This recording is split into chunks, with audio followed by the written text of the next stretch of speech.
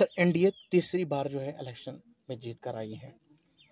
जैसे ही तीसरी बार इलेक्शन जीता और जम्मू डिवीजन के अंदर जो है आपने देखा होगा आए रोज अटैक्स होते जा रहे हैं। ये आप इसे जिम्मेदार किसे ठहराते हैं, मरकजी सरकार को या यहाँ पर जितनी भी हमारे जो पुलिस ऑफिशियल्स हैं या जितने भी यहाँ एजेंसी दावे कर रही है कि जम्मू कश्मीर में अगर अगली सरकार कोई बनेगी वो भारतीय जनता पार्टी की होगी। डेमोक्रेटिक पार्टी के प्रेसिडेंट हैं गुलाम नबी आज़ाद साहब, उन्होंने कहा कि जम्मू कश्मीर में अगर डेवलपमेंट हुई है तो वो मेरे दौर इक़्तिदार में हुई है। नेशनल कॉन्फ्रेंस या बाकी कोई पार्टीज यहाँ जितनी भी काम कर रही है उन्होंने कोई डेवलपमेंट नहीं की है। उस पर भी तैयार थे, पार्लियामेंट्री इलेक्शन भी तैयार थे और इंशाल्लाह आगे भी इलेक्शन के लिए तैयार है। न सिर्फ असेंबली के इलेक्शन के लिए और उसके बाद जो पंचायत इलेक्शन करने हैं, टाउन एरिया कमेटीज़ के इलेक्शन करने वाले हैं, उसके लिए म्यूनसिपैलिटीज़ के इलेक्शन करने हैं, हम उनके लिए भी तैयार हैं। नेशनल कॉन्फ्रेंस अकेले ही अपना इलेक्शन लड़ेगी।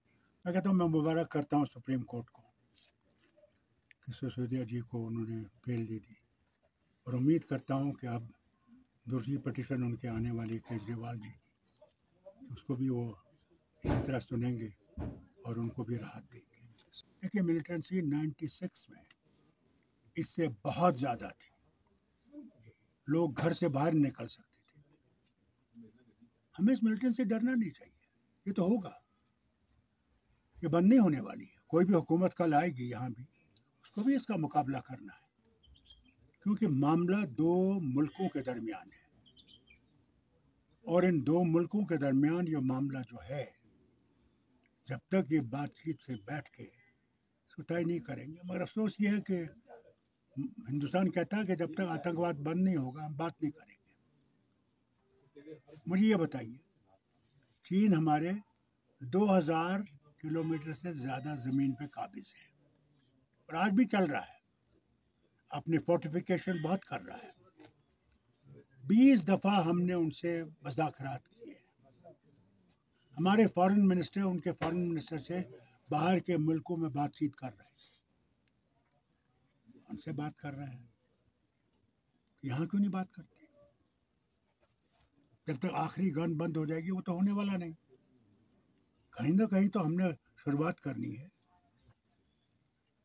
आज बांग्लादेश का हाल देखिए, हमारा बहुत बेहतरीन दोस्त पड़ोसी था और आज हमारे लिए वहाँ से भी खतरा है। तो ये सब चीज़ें जो हम देखते हैं, हम घिरे हुए हैं इस तबाही में। चीन हर तरफ है, नेपाल में है, बांग्लादेश में है, नेपाल में है, नीचे है, श्रीलंका में है, कहाँ नहीं है, पाकिस्तान में है। तो अगर हमने इसका मुकाबला करना है तो उसके लिए हमने वो रास्ते तो निकालने हैं और सबसे बेहतरीन रास्ता हमारे पास साख था, जो इंदिरा गांधी जी के वक्त में शुरू हुआ था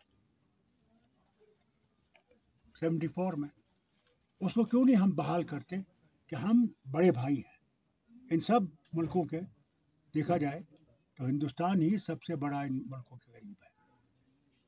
अगर बड़ा भाई है तो बड़े भाई को उस तरह सोचना चाहिए कि कैसे हुकूमत कल आएगी यहाँ भी, उसको भी इसका मुकाबला करना है, क्योंकि मामला दो मुल्कों के दरमियान है और इन दो मुल्कों के दरमियान ये मामला जो है, जब तक ये बातचीत से बैठ के इसको तय नहीं करेंगे। मगर अफसोस ये है कि हिंदुस्तान कहता है कि जब तक आतंकवाद बंद नहीं होगा हम बात नहीं करेंगे। मुझे ये बताइए, चीन हमारे 2000 किलोमीटर से ज़्यादा ज़मीन पे काबिज़ है और आज भी चल रहा है, अपने फोर्टिफिकेशन बहुत कर रहा है। 20 दफ़ा हमने उनसे मुज़ाकरात किए। हमारे फॉरेन मिनिस्टर उनके फॉरेन मिनिस्टर से बाहर के मुल्कों में बातचीत कर रहे हैं, उनसे बात कर रहे हैं। यहाँ क्यों नहीं बात करते? जब तक आखिरी गन बंद हो जाएगी वो तो होने वाला नहीं। कहीं ना कहीं तो हमने शुरुआत करनी है। आज बांग्लादेश का हाल देखिए, हमारा बहुत बेहतरीन दोस्त पड़ोसी था और आज हमारे लिए वहाँ से भी खतरा है। तो ये सब चीज़ें जो हम देखते हैं, हम घिरे हुए हैं इस तबाही में। चीन हर तरफ है, नेपाल में है, बांग्लादेश में है, नेपाल में है, नीचे है, श्रीलंका में है, कहाँ नहीं है, पाकिस्तान में है। तो अगर हमने इसका मुकाबला करना है तो उसके लिए हमने वो रास्ते तो निकालने हैं, और सबसे बेहतरीन रास्ता हमारे पास साख था, जो इंदिरा गांधी जी के वक्त में शुरू हुआ था 74 में। उसको क्यों नहीं हम बहाल करते कि हम बड़े भाई हैं इन सब मुल्कों के। देखा जाए तो हिंदुस्तान ही सबसे बड़ा इन मुल्कों के करीब है। अगर बड़ा भाई है तो बड़े भाई को उस तरह सोचना चाहिए कि कैसे हम लोग इकट्ठे बैठ के अपने मसले हल कर सके, मगर उसकी तरफ कोई पहल नहीं की जा रही, कुछ नहीं किया जा रहा। और यहाँ पे हमारे बहुत सिपाही शहीद हो रहे हैं, लोग मारे जा रहे हैं, ट्रैफिक बंद हो जाता है। आज मचेल की यात्रा चल रही है, आज बंद कर दी, यात्रु यहाँ बैठे हुए हैं। तो ये कब तक होगा? सर, डेमोक्रेटिक पक्ष आज़ाद पार्टी की अगर बात करें, जो उनके प्रेसिडेंट हैं गुलाम नबी आज़ाद साहब, उन्होंने कहा कि जम्मू कश्मीर में अगर डेवलपमेंट हुई है तो वो मेरे दौर इक़्तिदार में हुई है। नेशनल कॉन्फ्रेंस या बाकी कोई पार्टीज़ यहाँ जितनी भी काम कर रही हैं, उन्होंने कोई डेवलपमेंट नहीं की है। उस पर आप क्या कुछ बताएंगे? मैं कुछ नहीं कहूँगा उससे, सिर्फ कहूँगा ज़रा वो आंकड़े जो उन्होंने गुजरात और जम्मू कश्मीर को कंपेयर किया था राज्यसभा में जी, उन्हें याद करें। क्या वो 3 साल में हुए? उनके 3 साल में जी।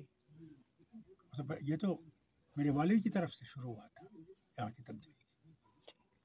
तालीम, मुफ्त की तालीम, लैंड टू टिलर, डेवलपमेंट्स जो हैं क्या भूल गए? आपकी ये जो सिंथन की सड़क है शुरू किसने की थी? शेख मोहम्मद अब्दुल्ला ने कहते थे। भदरवा में जो सड़क आज आपको बनी से मिला रही है, शुरुआत किसने की थी? या जो भदरवा से हिमाचल को मिलाती है, वो किसने शुरुआत की थी? तब तो गुलाम नबी नहीं थे जी। मेडिकल इंस्टीट्यूट किसने बनाया? बताइए, कितनी चीज़ों का नाम लो, कितने पुल जो जेहलम पे बने किस वक्त बने? सर, एक और सवाल आपसे रहेगा।